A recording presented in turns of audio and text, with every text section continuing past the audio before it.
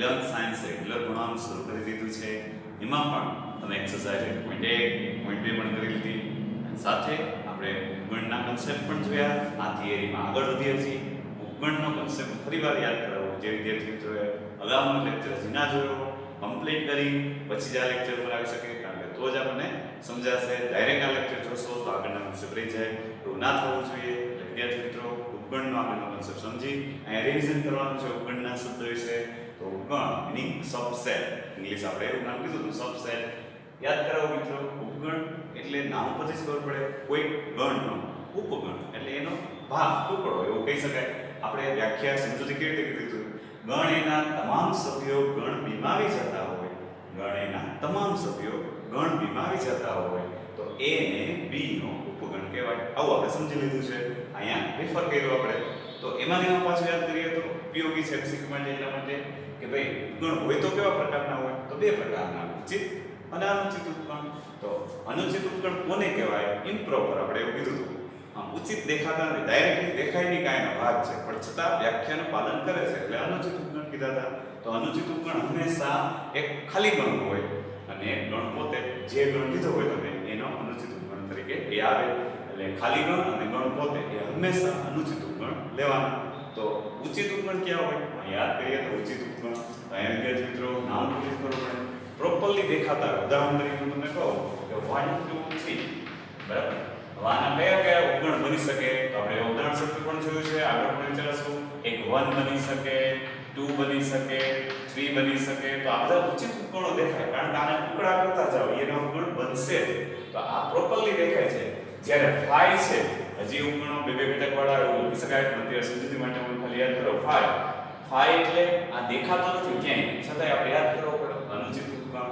તો આપણે આ વસ્તુ સમજવાની બરાબર. ઉચિત ઉપગણ એટલે ખાલી ગણ અને ગણ પોતે આ સિવાયના જેટલા પણ ઉપગણો મળે આ બધા ઉચિત ઉપગણ કહેવાય. તો આમના ઉચિત ઉપગણો આપણે ખ્યાલ છે. આ 3 થયા. પછી બે બેની જોડી બનાવીએ 1 2 2 3 અને 1 3 બરાબર. આ બધા ઉચિત ઉપગણ થઈ ગયા. અત્યારે જે મેં અહીંયા 6 ગણ ઘટકો દર્શાવ્યા છે એ બધા ઉચિત ઉપગણ થઈ ગયા. અનુચિત કયા? તો કે તો ખાલી ગણ અને સાથે પોતે ગણ 1 2 3. જો આ પણ ડાયરેક્ટલી આપણે દેખાતું નતું કે આ પણ ઉપગણની વ્યાખ્યાનું પાલન કરે. ઉપગણની વ્યાખ્યા યાદ કરો તો ગણના તમામ સભ્યો આ ગણમાં આવી જવા જોઈએ તો આવી જાય છે. ઉપગણ તો છે. તો આ પ્રકારના ઉપગણ આપણે જે દેખાણા અહીંયા એ અનુચિત નામ આપ્યા. રાઈટ. એટલે હંમેશા આપણે બે ભાગ પડીએ છીએ, ઉચિત અને અનુચિત ઉપગણ. આટલું તમારા ધ્યાનમાં હોવું જોઈએ. હવે આપણે એની સાથે એવું સૂત્ર પણ કીધું હતું કે ઘટકો ગણ એમાં જો n હોય તો એના ઉપગણો કેટલા બને? તો નોંધ સ્વરૂપે ખાસ આપણે યાદ કરી લીધું કે યાદ કરો કે જો ગણના ઘટકોની સંખ્યા n હોય તો એના ઉપગણોની સંખ્યા હંમેશા કેટલી મળશે? 2n. રાઈટ. આ બરાબર યાદ રાખજો. કુલ ઉપગણોની સંખ્યા દર્શાવે છે, કારણ કે એમાં ઉચિત આવી ગયા, અનુચિત આવી ગયા. આપણે એવી પણ વાત કરી હતી એમસીક્યુ ક્વેશ્ચન કરવો હોય ત્યારે એટલો જ શબ્દ પૂછે. અનુચિત ઉપગણોની સંખ્યા તો હંમેશા કોઈ પણ ગણમાં 2 જ હોય. વ્યાપક સ્વરૂપે તમે વિચારો કોઈ પણ ગણમાં અનુચિત ઉપગણોની સંખ્યા 2 જ હોય. હજી થોડા નોંધમાં આગળ વધીએ કે ભાઈ ખાલી ગણ અને એકાકી ગણ આ એવા છે કે જેને ઉચિત ઉપગણ ન જ મળે. વિચારી શકો કોઈ પણ ગણ, એક ઉદાહરણ તરીકે વિચારો, ગણની અંદર સભ્ય તરીકે 7 છે. હવે એકાકી ગણ છે તો આમના માટે ઉપગણોની સંખ્યા કેટલી થાય? તો કે એક તો 5 ગણ પોતે. તો 5 એ પણ અનુચિત ઉપગણ અને ગણ પોતે આ પણ અનુચિત. તો હંમેશા એકાકી ગણ હશે તો એને અનુચિત ઉપગણ જ મળે. ખ્યાલ આવે વિદ્યાર્થી મિત્રો? એકાકી ગણ એટલે એક સભ્ય ધરાવતો. પહેલા તમે એના ઉપગણો બનતા હોય એટલે વિચારી જોયા. પણ આ બંને તો કેવા છે? અનુચિત જ છે. આનો મીનિંગ ઉચિત આને ન મળે. ખ્યાલ એકાકી ગણ હોય અને કોઈ દિવસ ઉચિત ઉપગણ હોય ન. એવી રીતે ખાલી ગણ, તો ખાલી ગણના ઉપગણો વિચારો તો ખાલી ગણને એક જ ઉપગણ છે પોતે, એમાં બીજું કઈ આવતું નથી, તો એને પણ ઉચિત ઉપગણ ન મળે. ખાસ નોંધ સ્વરૂપે આ પણ ટ્વિસ્ટ કરીને વાક્યો વિધાન સ્વરૂપે કઈ ખરા ખોટા સ્વરૂપે આપણે ઉપયોગ આવી શકે. કેવી રીતે? તો કે ખાલી ગણ અને એકાકી ગણ ને ઉચિત ઉપગણ નથી એવી ખબર હોવી જોઈએ. ઓકે. નેક્સ્ટ એના પછી અધિગણ. નામ પરથી ખબર પડે. અધિ એટલે મોટો, સુપરસેટ ઇંગ્લિશમાં આપણે કહી શકીએ. તો વ્યાખ્યા ઉપરની જ છે એટલે જ ખાસ રિવાઇઝ કરેલું કે જો A સબસેટ B હોય એવું ખબર પડે આપણને. ગણ એના તમામ સભ્યો ગણ બીમાં આવી જતા હોય. આ સાઈડ ડાબી સાઈડ જે લખાયેલો છે એને આપણે ઉપગણ કહેતા. આ એના મોટા ભાઈ છે કે નહીં, આ એના મોટા ભાઈ અધિગણ, તો એમાં b ને શું કહેવાય, a નો અધિગણ કહેવાય. ત્યારે b ને બાકી રાખ્યું છે સમજવા માટે કે b ને શું કહેશું, b ને ગણ a નો અધિગણ કહેવાય. ગણ a નો અધિગણ કહેવાય. એટલે આપણે સમજૂતી માટે બાકી રાખ્યું કે ભાઈ a સબસેટ b હોય તો ડાબી સાઈડ ઉપગણ બને છે, તો b એ મોટા ભાઈ છે, b એટલે અધિગણ.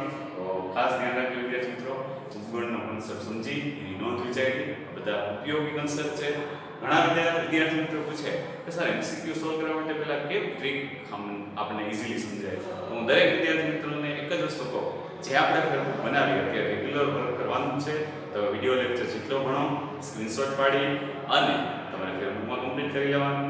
અધરવાઇઝ કોઈ વિદ્યાર્થી મિત્રોને સાથે ફાવતું હોય લખવાનું સમજવાનું તો પણ કાંઈ વાંધો નહીં, પણ જે કાંઈ ડેફિનેશન સમજો, આ ઉપગણની અધિગણની સમજી કોર્સ કરી કમ્પ્લીટલી ફેરબુક બનાવવાની, એમાં નોંધ ખાસ લખી લેવાની. તો આપણને MCQ જ્યારે પણ સોલ્વ કરવા હોય ત્યારે વિદ્યાર્થી મિત્રો બુકમાંથી આવી નોંધ, આવા કન્સેપ્ટ ક્લિયર હશે ને તો કોઈ પણ MCQ ઇઝીલી સોલ્વ થઈ જશે. એટલે ખાસ હું 1 મિનિટ માટે તમને સ્ક્રીનશોટ પાડવાનો સમય આપું, તમે પાડી લેજો અને એમાં ઉપગણ, નોંધ અને અધિગણની સમજૂતી લેવાની છે. આ ઉદાહરણની કાંઈ જરૂર નથી.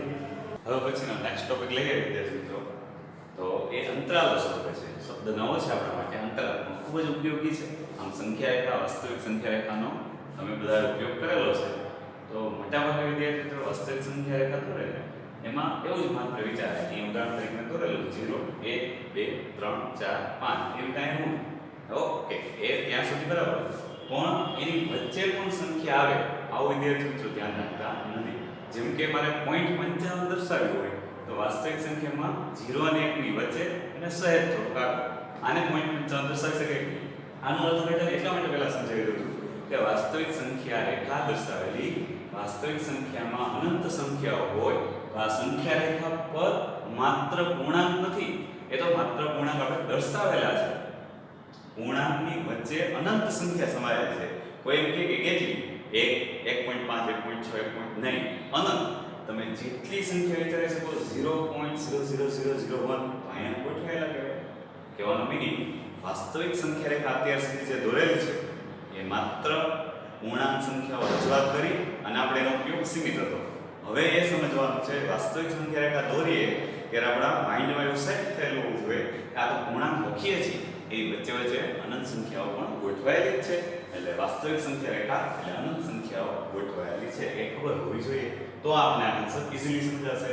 તો પહેલું જ કામ વિવિધ અંતરાલો લેવાના છે આપણે, r ના ઉપગણો બધા બનશે બરાબર. એમાં પહેલો શબ્દ નવો છે આપણા માટે વિવૃત અંતરાલ, પણ આપણા માટે બહુ જ ઉપયોગી અને સરળ છે. એને ઇંગ્લિશમાં પણ યાદ રાખી શકો, ઓપન ઇન્ટરવલ. સરળતાથી પછી આપણે યાદ રહી રીતે કરીએ. પહેલા જે વ્યાપક સ્વરૂપ છે એ સમજવાને બદલે હું તમને એક ઉદાહરણથી સમજાવું. બે વાસ્તવિક સંખ્યા લઈ 1 ને 5. આ વાસ્તવિક સંખ્યા છે એના માટે જો આ રીતે કાઉન્સ દર્શાવેલો હોય, સાદો કાઉન્સ, નાનો કાઉન્સ જે આપણે કહીએ છીએ 1 to 5, આને વંચાય વિવૃત અંતરાલમાં 1 to 5 અથવા ઓપન ઇન્ટરવલ 1 to 5 આ રીતે વાંચી શકાય બરાબર. તો આવું લખેલું હોય તો એમ નથી સમજવાનું 1 ને 5 બે સંખ્યા, એવું નથી.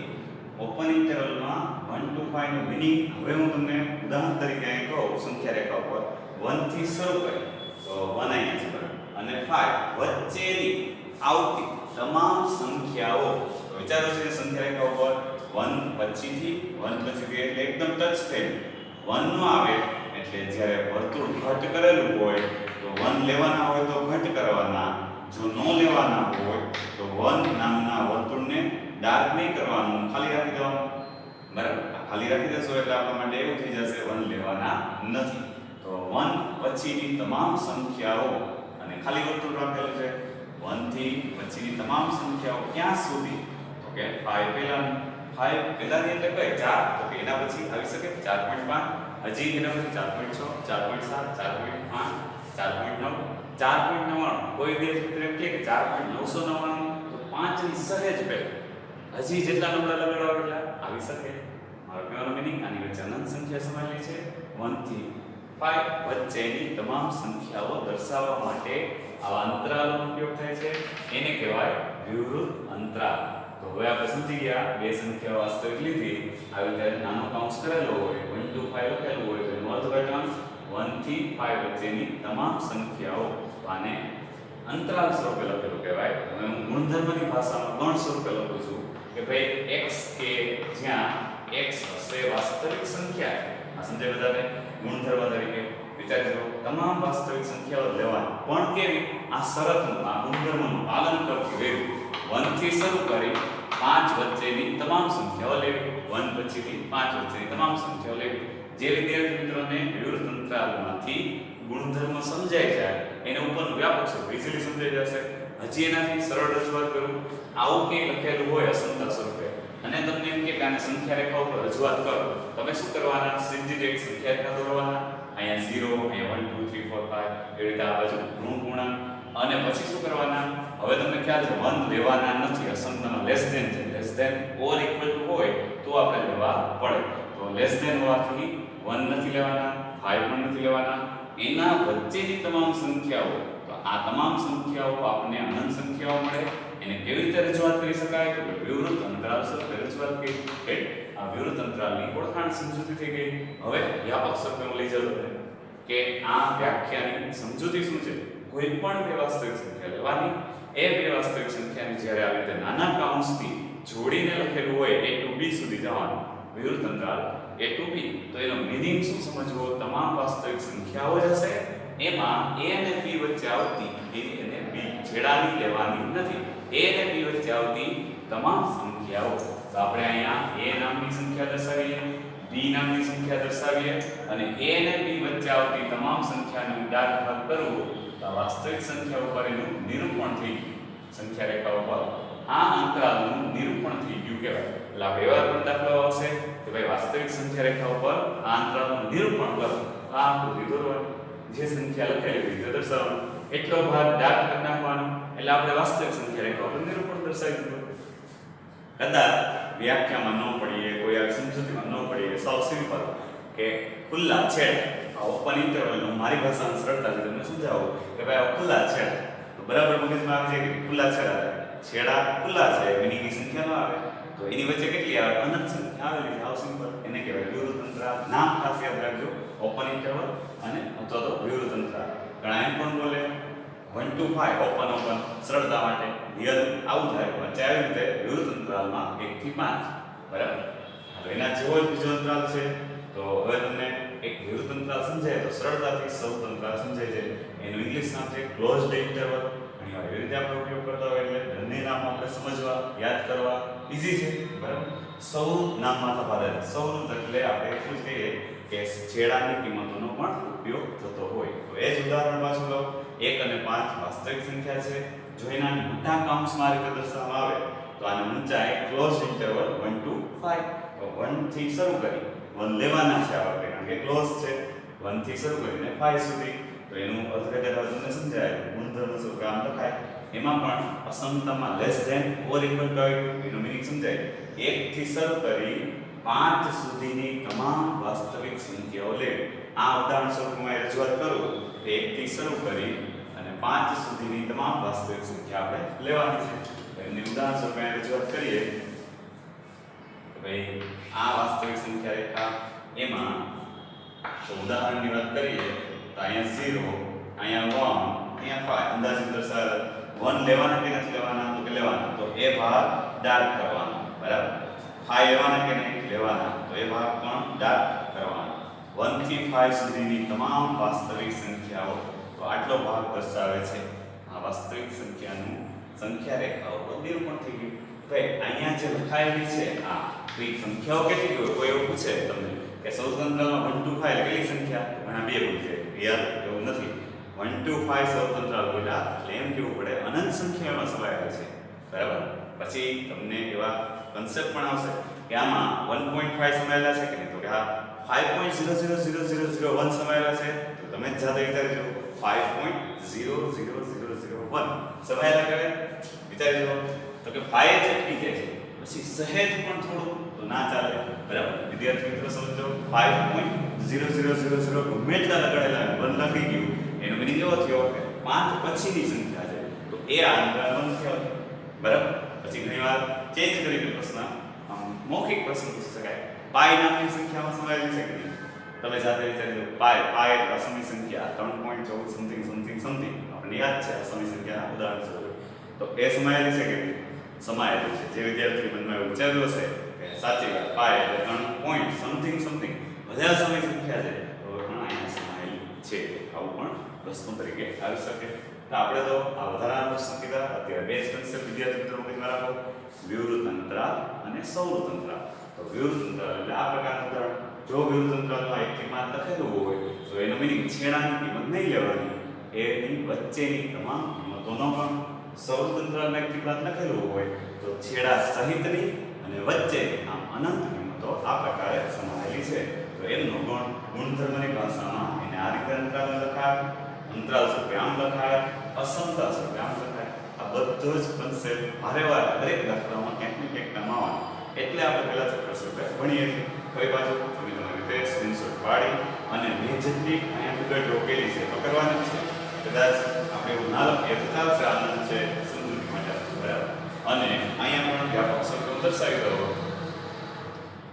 સૌવૃત અંતરાલ એબી દર્શાવવા માટે એની કિંમત લેવાની, બરાબર, એ લેવાના છે એટલે અહીંયા સૌવૃત અંતરાલમાં, અને બી પણ અહીંયા કોઈ વ્યાપક સ્વરૂપે તો એ અને બી લેવાના છે. તો એ સહિતની કિંમત આ ભાગ દાટ કરવાનો છે. તો જો બરાબર વિદ્યાર્થી તો આ ભાગ આપણે દાટ કરી નાખવાનો. એટલે તમે એવું કરી શકો કે ભાઈ પેન્સિલથી આકૃતિ ડ્રો કરતા હોય તો થોડું બોલ પેનથી ડાર્ક કરો. એવું ડાર્ક ના કરો કે પેજ ફાટી જાય, બરાબર, નહીંતર આપણે નુકસાન. એટલે થોડું ડાર્ક કરવાનું એટલે આપણને અલગ દેખાય. વાસ્તવિક સંખ્યા રેખા આ રહે અને સૌવૃત અંતરાલ એ આ દર્શાવે આટલી સંખ્યામાં સમાયેલી છે. તો સ્ક્રીનશોટ પાડી અને લેખમાં કમ્પ્લીટ કરી લેશું. હવે પછી વિદ્યાર્થી મિત્રો ત્રીજો જે અંતરાલ છે સૌવૃત વિવૃત અંતરાલ. તો પહેલાં આપણે વિવૃત અંતરાલ, બીજો સૌવૃત અંતરાલ જોઈએ. હવે બે મિક્સ થઈને આવે એટલે કે ખાલી નાનો કાઉન્સ હોય, ખાલી મોટો કાઉન્સ હોય તો સમજાય. બે મિક્સ કાઉન્સ આવે તો એ પણ ગણિતમાં કંઈક અલગ દર્શાવે છે સંકેત. સૌવૃત વિવૃત અંતરાલ. સૌવૃતનો મિનિંગ મોટો કાઉન્સ જ હશે હંમેશા, વિવૃત એટલે નાનો કાઉન્સ જ હશે. તો આપણે ઇંગ્લિશમાં ક્લોઝ ટુ ઓપન ઇન્ટરવલ કહી શકીએ. Close to open interval, close to open interval a to b, બરાબર. એના માટે અગાઉ જેમ જ કોઈ પણ બે વાસ્તવિક સંખ્યા લઈએ, આ રીતે સંકેત દર્શાવેલો હોય મોટો કાઉન્સથી નાનો કાઉન્સ, તો એનો મિનિંગ શું? છેડાની એટલે ક્લોઝ ઇન્ટરવલ છે એનો મિનિંગ એ સંખ્યા આવશે અને આ પાસેના છેડાની એ સંખ્યા નહીં આવે. તો સૌવૃત અંતરાલ એ ટુ બી વિવૃત અંતરાલમાં હોય તો એનો મિનિંગ તમામ વાસ્તવિક સંખ્યા જ લેવાની, પણ એવા તમામ એક્સ કે જે એ સહિતના અને બી પહેલાંના હોય એવા. તો વ્યાપક સ્વરૂપે જ આપણે એમાં ડાયરેક્ટ સમજીએ તો એ નામની સંખ્યા ધારો કે વ્યાપક રીતે અહીંયા હોય, બી નામની સંખ્યા અહીંયા હોય, તો એ નામની સંખ્યા લેવાની છે. અહીંયા આવું દર્શાવેલું છે એ સહિતની, એથી શરૂ કરી બી પહેલાંની, મિનિંગ કે બી નથી લેવાના. તો બી ઉપર હું અહીંયા ઘટ વર્તુળને બદલે ખાલી વર્તુળ કરી નાખું, હોલ, બરાબર, એવું કહી શકાય કે એક પ્રકારનો ખાલી વર્તુળ. તો ખાલી અહીંયા ડાર્ક પોઈન્ટ નહીં દર્શાવવું તો આનો મિનિંગ એવો થાય, જોઈને જ સંખ્યા રેખા સમજી જાય વિદ્યાર્થી મિત્રો. ક્લોઝ ટુ ઓપન ઇન્ટરવલ છે અથવા તો સૌવૃત વિવૃત અંતરાલ છે, એ સંખ્યા લેવાની, બી નથી લેવાની. આવું દર્શાવવા માટે આ સંકેતનો ઉપયોગ થાય છે. આવા અંતરાલને સૌવૃત વિવૃત અંતરાલ કહેવાય. જેમ કે ઉદાહરણ તરીકે લઈએ તો સૌવૃત અંતરાલમાં 1 to 7, વિવૃત અંતરાલમાં અથવા સૌવૃત વિવૃત 1 to 7 એવું વંચાય. સૌવૃતથી વિવૃત 1 to 7. આનો મિનિંગ 1 લેવાના, 7 નથી લેવાના. આ જ ઉદાહરણને હું અહીંયા સંખ્યા રેખા ઉપર રજૂઆત કરું તો આપણે સામાન્ય રીતે અહીંયા 0, પછી અહીંયા 1 એવી રીતે લેતા હોય, અહીંયા -1, -2 એવી રીતે લેતા હોય. 7 સીધા જ લખી નાખો, અહીંયા ક્યાંક હશે, આપણે અંદાજ દર્શાવવાનો છે. દાખલાઓ ગણવામાં પણ સંખ્યા રેખા ઉપર નિરૂપણ પછી એમાં કાંઈ પ્રમાણ માપ રાખીને કરવાની જરૂર નથી. અંદાજ આપણે ખાલી દર્શાવવાનો છે કે અહીંયા 0 હોય, અહીંયા 1 હોય, તો પછી ધન સંખ્યા આ બાજુ આવે, ઋણ સંખ્યા આ બાજુ આવે. તો 1 to 7, 1 થી સ્ટાર્ટ કરવાના, 1 લેવાના છે એટલે આ ભાગ ડાર્ક કરવાનો, 7 નથી લેવાના, એનો મિનિંગ આ વર્તુળ કટ નથી કરવાનું, ખાલી રાખવાનું છે. ઓકે, હવે 1 to 7 તો આ ભાગ અહીંથી અહીંયા સુધી રેખાંકિત કરીએ આપણે, એ આપણો સૌવૃત વિવૃત અંતરાલ દર્શાવે. આવું જ્યારે પણ કંઈ લખેલું હોય તો સમજાઈ જાય કે ભાઈ 1 નામની સંખ્યા લેવાની, 7 નથી લેવાની, એના વચ્ચેની તમામ સંખ્યાઓ સૌવૃત અંતરાલમાં 1 to 7 આવું વંચાય એમને. ઓકે, એના પછી એનાથી ઉલટો વિવૃત સૌવૃત અંતરાલ, નામ ઉપરથી જ ખબર પડે વિદ્યાર્થી મિત્રો. પહેલાં વિવૃત, જે પહેલાં લખાયેલું છે એ કાઉન્સ આવશે, પછી સૌવૃત તો સૌવૃત કાઉન્સ આવશે. વિવૃત સૌવૃત અંતરાલમાં એ બી હોય તો તમે જાતે વિચારી શકો કે એ કોઈ વ્યાપક સ્વરૂપે સંખ્યા રાખો તો એ વિવૃતમાં છે એટલે અહીંયા હોલ, મિનિંગ કે ખાલી વર્તુળ. અને બી નામની સંખ્યા ડાર્ક કરવાની, ત્યાં ડાર્ક વર્તુળ ભાગ આવશે. એ થી બી વિવૃત અંતરાલમાં એ એટલે નથી લેવાનો અને બી સહિતની સંખ્યા તો બી લેવાના છે એટલે આ ભાગ ડાર્ક થઈ ગયો. બરાબર. આ સંખ્યા રેખા ઉપર વ્યાપક સ્વરૂપે નિરૂપણ. એનું જ ઉદાહરણ જોઈએ તો કે ભાઈ કોઈ એક ઋણ સંખ્યા મેં આ વખતે લીધી -1 2 3 વિવૃતથી સૌરું, ઓપન ટુ ક્લોઝ -1 2 3. તો એનું ગુણધર્મ ભાષામાં તો હવે આપણે સમજાય -1 પછીની કિંમતો અને 3 સુધીની કિંમતો. ફરી પાછું એને સંખ્યા રેખા દર્શાવીએ આપણે જ્યારે પણ આવું સંખ્યા રેખા પર નિરૂપણ કરવાનું હોય તો અંદાજ અપના કરી અહીંયા 0, અહીંયા -1, અહીંયા 1, અહીંયા 2, અહીંયા 3 આવું આપણે દર્શાવવાની ટ્રાય કરવાની કે ભાઈ 3 કાંઈ એકદમ 0ની નજીક ન હોય પણ અંદાજ અપના પણ સાચો. બરાબર. તો હવે અહીંયા 3 દર્શાવી દઉં. હવે અહીંયા મારે સંખ્યાનું નિરૂપણ કરવું હોય તો -1 લેવાના નથી, મિનિંગ કે અહીંયા હોલ જેને આપણે ખાલી વર્તુળ કહીએ છીએ 3 લેવાના છે તો 3 ડાર્ક ભાગ. અહીંથી શરૂ કરીને અહીંયા સુધીની તમામ સંખ્યાઓ આટલો ભાગ ડાર્ક કરીએ એટલી સંખ્યાઓમાં અનંત સમાયેલી છે. હવે કોઈ વિદ્યાર્થી મિત્ર મને પૂછે કે 0 નામની સંખ્યા આવી જાય તો કે હા, આપણે પ્રશ્ન કેવો આવશે 0 નામની સંખ્યા બિલોંગ્સ ટુ કે ડઝ નોટ બિલોંગ્સ ટુ. તો તમે પણ જાતે વિચારી શકો કે અહીંયા બિલોંગ્સ ટુ જ આવે. રેડી. આવી જ રીતે હવે ચેન્જ કરીને પ્રશ્ન પૂછું -0.51 બિલોંગ્સ ટુ કે ડઝ નોટ બિલોંગ્સ ટુ. વિચારી જો -0.51 લાસ્ટ સ્થાને આવે તો ફાઇનલ થઈ ગયું બિલોંગ્સ ટુ. બસ આવા પ્રશ્નોનો આપણે ઉપયોગ આવશે દાખલાઓમાં. તો ફરી પાછા સૌરત અને વિવૃત અંતરાલ આ બંનેનો સ્ક્રીનશોટ લઈ લેજો. કદાચ એ આગળનામાં ક્યાંય થોડું કપાણું હોય તો સંખ્યા રેખા છે, બીજું કાંઈ નથી, એટલે જાતે દર્શાવી શકો. આ પણ સ્ક્રીનશોટ લઈ ફેસબુકમાં ઉતારવાનું છે. ખૂબ જ ઉપયોગી પરિણામ છે આ બધા. હવે પછીનો ટોપિક છે વિદ્યાર્થી મિત્રો સાર્વત્રિક ગણ. 1.3 એક્સરસાઇઝમાં જે પણ આપણે કન્સેપ્ટ બાકી છે દાખલાઓ એ સમજવા માટેની થિયરી છે. એટલે જે વિદ્યાર્થી મિત્રો અગાઉના લેક્ચર પ્રમાણે 1.3 દાખલા નંબર 1 2 3 4 લખી નાખે, પછી ફરી પાછી થિયરી અત્યારે જે લીધી આપણે આ લેક્ચરમાં આ સેશનમાં, અને પછી 1.3ના બાકીના દાખલા લખી શકે. તો હવે આપણે સમજવાનું છે સાર્વત્રિક ગણ. આમ સાર્વત્રિક ગણ નામ પરથી ખબર પડી જાય સર્વત્ર ગણ. આ ગણ એવો હશે કે સર્વત્ર માટે લાગુ પડતો હશે, યુનિવર્સલ સેટ એવું આપણે કહી શકીએ. નામ ઉપરથી જેની સંદર્ભ માહિતી સમજાયું છે. અહીંયા સમજૂતીના ભાગ સ્વરૂપે લખું છું, જે કાંઈ તમારે ફેસબુકમાં લખવાનું પણ યાદ રાખવાનું કે વ્યાખ્યા પૂછાવાની એવું કાંઈ નથી. આ માત્ર એની સમજૂતી છે. તો એ સમજૂતીના ભાગ સ્વરૂપે આપણે વિચારીએ કે ભાઈ એક નિશ્ચિત મૂળભૂત ગણ હોય, એના ઉપગણો વિશે વિચાર કરતા હોય, એના ઘટકોની વાતો કરતા હોય, એમાં કંઈક ક્રિયાઓ લાગુ પડતા હોય ગણ એના ઉપગણો ઉપર, એટલે કે ગાણિતિક સમજૂતી લાગુ પડતા હોય ત્યારે જે મૂળભૂત ગણ આપણે સંદર્ભમાં રાખ્યો ને એ મૂળભૂત ગણને જ આપણે શું કહીશું સાર્વત્રિક ગણ કહેવાય, જેને સંકેતમાં એના નામ ઉપરથી યુનિવર્સલ સેટ ઉપરથી યુ વડે દર્શાવાય છે. સાર્વત્રિક ગણ આપણે બનાવવાના નથી, આપણે માહિતી સમજવા માટે સાર્વત્રિક ગણ કેવા હોય એની સમજૂતી મેળવીએ. ઉદાહરણ, મારી શાળામાં ગણ એ ધોરણ 11 સાયન્સના વિદ્યાર્થીઓનો ગણ એવું વિચારો તમે, અને ગણ બી એવું રાખો ધોરણ 11 કોમર્સના વિદ્યાર્થીઓનો ગણ.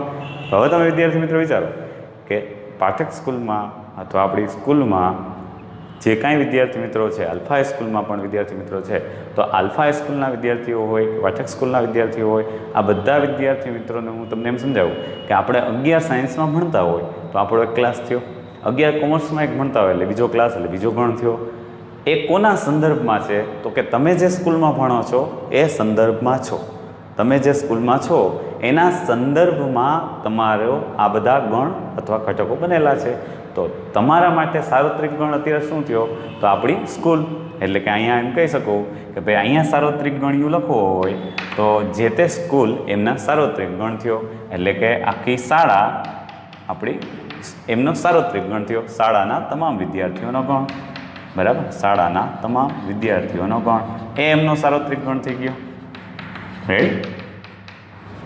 હવે એ જ રીતે બીજો જે કન્સેપ્ટ છે 10થી નાની પ્રાકૃતિક સંખ્યાઓ. તો 10થી નાની પ્રાકૃતિક સંખ્યા આપણે મનમાં વિચાર આવે કે આમાં ઘટકો કેવા આવે 1 2 3 4 5 6 7 8 9. ગણ બી છે 20થી 30 વચ્ચે આવતી પ્રાકૃતિક સંખ્યાઓ. તો આ કોના સંદર્ભમાં બધા ગણ બને છે તો કે એના મોટા ભાઈ, મોટામાં મોટું સ્વરૂપ એનું શું હશે તો કાંઈ પ્રાકૃતિક સંખ્યાઓની બધી વાત ચાલી રહી છે તો એનો સાર્વત્રિક ગણ તરીકે એન વિચારી શકાય. એન એટલે પ્રાકૃતિક સંખ્યાનો ગણ. જરૂરી નથી કોઈ વિદ્યાર્થી મિત્ર યુ બરાબર ઝેડ લખે તો કાંઈ ખોટું નથી પડી જતું, આપણે બનાવવાનું જ નથી. અથવા રકમમાં તમને આપેલું હોય કે સાર્વત્રિક ગણ તરીકે અહીં વાસ્તવિક સંખ્યાઓના ગણની વાત કરેલ છે તો ચાલે, આ પણ એના ઉપગણો જ છે. એટલે ઉપગણ કોઈ માટે હોય એ સાર્વત્રિક ગણ. રકમમાં તમને શરૂઆતમાં જ કે ભાઈ આનો સાર્વત્રિક ગણ આ લેવો, ઉદાહરણ તરીકે એવો આપેલો હોય કોઈ એક ગણ માટે જે તમારે ચર્ચા કરવાની છે એનો સાર્વત્રિક ગણ 1 થી 10. આનો મિનિંગ શું થઈ ગયો? તમારી દુનિયા 1 થી 10 જ છે. હવે એનાથી આગળ તમે સંખ્યા તમારા જાણતા નથી. એના સંદર્ભમાં ગણ એ હોય, ગણ બી હોય, ગણ સી હોય, તો એ બધા ઘટકો એમાં શેમાંથી આવશે? એની દુનિયા 1 થી 10માંથી. તો આનો સાર્વત્રિક ગણનો મિનિંગ એવો થયો કે એનું સર્કલ અહીંયા સુધી જ છે, બરાબર. એટલે જે માહિતી દાખલાઓમાં સાર્વત્રિક ગણ તરીકે આપેલી હોય કે ભાઈ યુ બરાબર આમ, તો એને સમજૂતી માટે આપણે આ લીધું છે. એટલે આવી રીતે દાખલા પૂછવાના નથી, પણ આપણે એમ સમજવાનું કે આનાથી મોટામાં મોટો ગણ શું હોઈ શકે? એ એનો સાર્વત્રિક ગણ. એના સંદર્ભમાં બધી વાતો થઈ રહી છે. આપણે એવું વાત વિચારીએ કે ભાઈ આપણે ગુજરાતના બધા મુખ્યમંત્રીઓ, પછી ઉપમુખ્યમંત્રી કે પછી બધા એ પ્રકારના ધારાસભ્યોનો ગણ. તો આ જે ગણ છે એના માટે વિધાનસભા એનું સાર્વત્રિક ગણ થઈ ગયું, કારણ કે એમાં બધા સમાવેશ થઈ જાય કે નહીં. એટલે એવી જ રીતે બધા રાજ્યોની વાત કરતા હોય, ગુજરાત રાજ્ય, મધ્યપ્રદેશ, મહારાષ્ટ્ર, તો આના માટે સાર્વત્રિક ગણ તો કે આખો આપણો દેશ લઈ લે. ઓકે, બધા દેશની વાત કરતા હોય કે ભાઈ ભારત દેશ આમ, બીજા દેશ આમ, તો દેશના સાપેક્ષમાં જ્યારે ગણની વાત ચાલતી હોય તો એનો સાર્વત્રિક આખી દુનિયા થઈ ગઈ. ઓકે, આખી પૃથ્વીની વાત કરતા હોય, પૃથ્વી ઉપરનું સજીવ સૃષ્ટિ આમ તેમ, બરાબર. તો આપણે સાર્વત્રિક ગણ કોને લેવો? પૃથ્વીથી મોટો ગણ કોણ આવે? પૂરું બ્રહ્માંડ, યુનિવર્સલ. એટલે ગયા સાર્વત્રિક ગણ ઉપર. એટલે પરિસ્થિતિ એ ગણ, બી ગણ, સી ગણ કેવા છે એનાથી એનો અધિગણ મોટો શું હોઈ શકે એ એમનો સાર્વત્રિક ગણ વિચારી શકાય. આપણે સાર્વત્રિક ગણ બનાવવાના નથી. સાર્વત્રિક ગણ આપેલું હોય દાખલામાં તો એનો સંદર્ભ સમજવાનો છે કે આપણી દુનિયા આટલી જ, એનાથી આગળ વધવાનું નથી. જેમ કે આપણે કોઈ એક ગુજરાત રાજ્યની વાત કરીએ કે ભાઈ રાજ્યમાં જ વિચારતા હોય તો રાજ્યમાં જિલ્લાઓની વાત કરી શકીએ, એના તાલુકાની વાત કરી શકીએ, એના નાના ગ્રામ્ય વિસ્તારની વાત કરી શકીએ, પણ બીજા રાજ્યના જિલ્લાની કંઈ વાત ના આવે. કારણ કે યુ તરીકે મેં ગુજરાત રાજ્ય આખું લીધું, તો હવે હું એમ કહું કે તમે જેટલા જિલ્લા છે એને ગણ બનાવો, તો એ ગણ, બી ગણ, સી ગણ, જે પણ જિલ્લા છે, રાજકોટ, જુનાગઢ, અમદાવાદ, એ બધા જિલ્લાને તમે નામ લખશો, પણ કોઈ એવું નહીં લખે કે ભાઈ રાજસ્થાનનો આ જિલ્લો પણ આમાં સમાવેશ થાય. કારણ કે એની દુનિયા જ ગુજરાત રાજ્યના તમામ જિલ્લાઓ છે. આ થઈ ગયો સાર્વત્રિક ગણનો સંદર્ભ. માત્ર માહિતી એવી છે, સાર્વત્રિક ગણ એટલે શું એવું સમજવું તો કે જે ગણ એ બી સીની વાત કરતા હોય એના પપ્પા ત્યાં જ્યાં હાજર હોય એ એનો સાર્વત્રિક ગણ કહેવાય. હું આપણી ભાષામાં એમ કહું આ ગણના એક પપ્પા છે અથવા આ ગણના મોટું વસ્તુ છે. તો વિદ્યાર્થી મિત્રો, ફરી પાછું આ ઉદાહરણ સ્વરૂપે તો માત્ર માહિતી, તમારે સ્ક્રીનશોટ પાડી અને સાર્વત્રિક ગણની સમજૂતી મેળવી લખી નાખવાની અને આ એમના ઉદાહરણ લખી નાખવાના. એટલે સાર્વત્રિક ગણ શું છે એ સમજાઈ જાય.